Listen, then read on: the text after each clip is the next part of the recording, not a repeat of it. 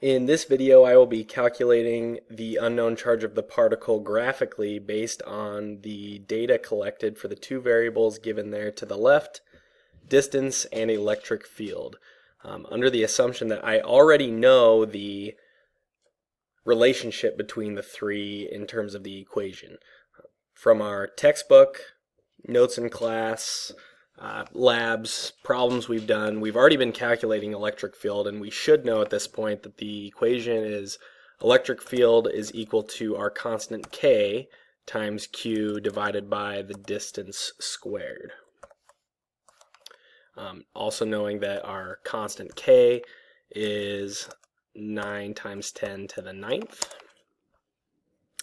The trick to this problem is recognizing that in order to solve for a quantity graphically, you have to be able to solve for a slope.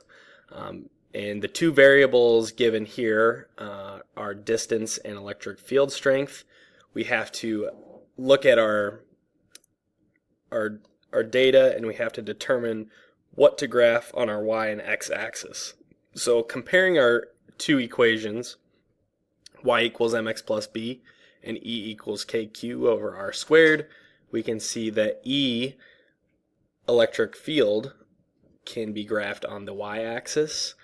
However, our equation is a little bit more complicated than just a simple slope equation, so our x is what's a little more tricky to graph.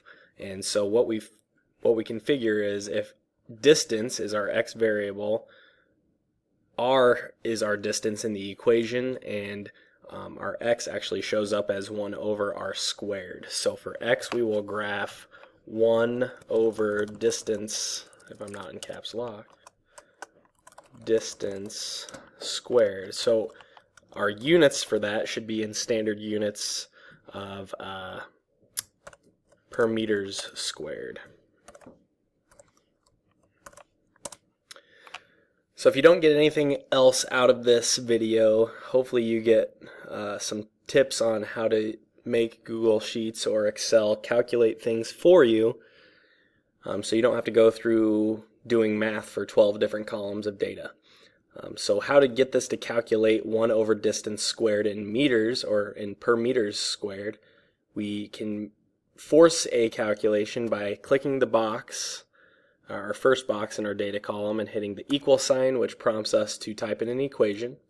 And our equation is going to be 1 divided by our distance, but remember we got to convert that to meters, so we have to divide by 100 and square it. So you can see there I have my formula typed into the box that will calculate 1 divided by centimeters divided by 100 squared. And I can hit enter, and it calculates the 1 over distance for me. Then, if I don't want to continue to click in every box and type the formula in every box, I can click the box that I just put the formatting into, and then click the little blue square in the bottom right corner and drag it downward, and it will calculate all of the boxes for me. So then we just need to graph our data and come up with what our slope is. Our slope should end up equaling the pieces that we have not accounted for in our equation, the k and the q. So to graph in Google Sheets or in Excel, it needs to be in XY format, so we got to actually copy this column over, and then we can select our data and insert a chart. And we will pick a scatter plot so that it actually plots those points, unlike those lines, and then we can go to our customization tab and add it in our title and axes labels. So our title is electric field versus distance, actually 1 over distance squared.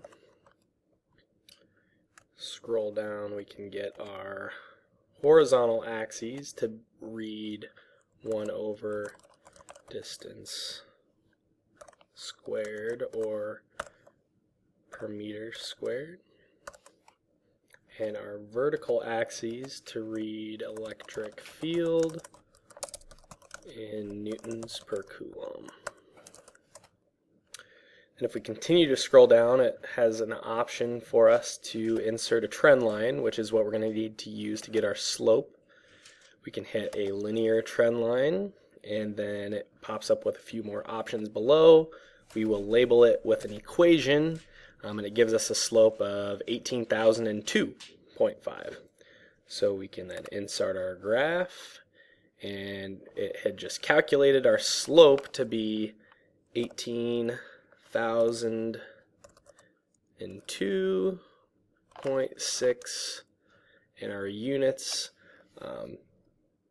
would be our rise over run, and in this case newtons per coulomb over per meter squared, and that ends up all canceling out to what we needed it to cancel out with our K and Q. And we then realize that what we have for slope is equal to KQ. So to solve for our charge, we just need to divide by our constant 9 times 10 to the 9th.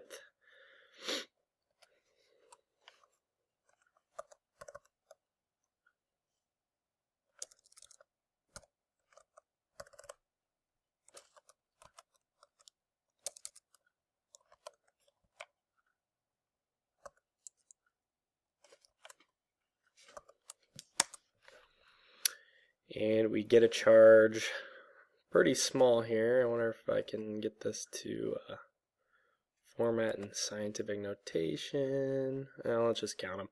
1, 2, 3, 4, 5, 6. So this is 2 times 10 to the negative 6th coulombs, or 2 microcoulombs.